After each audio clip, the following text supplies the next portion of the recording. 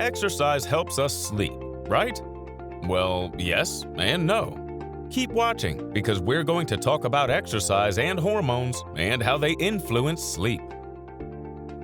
Most parents can agree one of the best ways to get children to sleep is to let them burn off energy. But how does exercise affect the rest of us? And how much or when should we be exercising to benefit our sleep? Let's dive in a bit more to find out. A dynamic duo: sleep and exercise. These two have a symbiotic relationship. They're like peanut butter and jelly. Individually, they're both good, and when used together, they make the other better. It's easier to sleep after exercising, and we have more energy to exercise when we get a good night's sleep.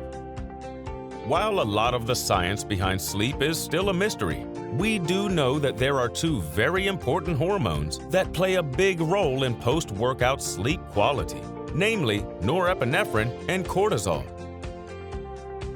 A quick science lesson on hormones.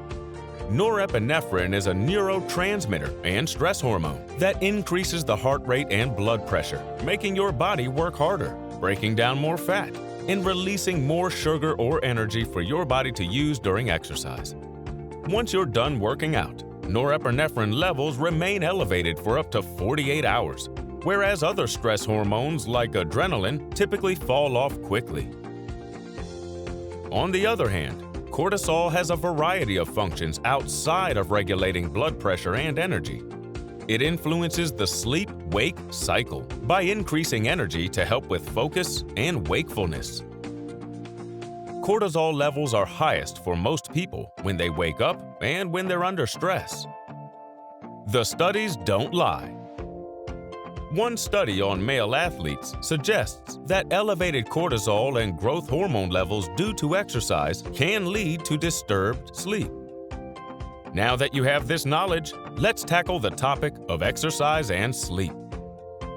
To recap, studies show that elite athletes and children can have their sleep negatively influenced by too much exercise and exercising close to bedtime. Now that peanut butter and jelly relationship has turned into oil and vinegar. Given our short science lesson, this makes sense. But what about the rest of us who aren't elite athletes or kids?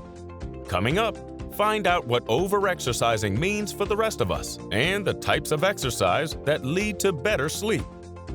It turns out that a recent study was done that showed that regular moderate exercise was beneficial to both sleep quality and sleep duration. And as expected, when participants switched to high-intensity workouts, their sleep worsened. The bottom line, exercise is good for you, but too much can have a negative impact on your sleep, especially if it's within 3 hours of bedtime. For better sleep, try to get at least 150 minutes per week of moderate exercise, basically any exercise where you break a light sweat. Try to do some relaxation exercises like meditation, yoga, or Tai Chi to help with stress and try to reduce caffeine intake. If you struggle with sleeplessness, even if you have a healthy sleep regimen, consult your doctor. Help is available.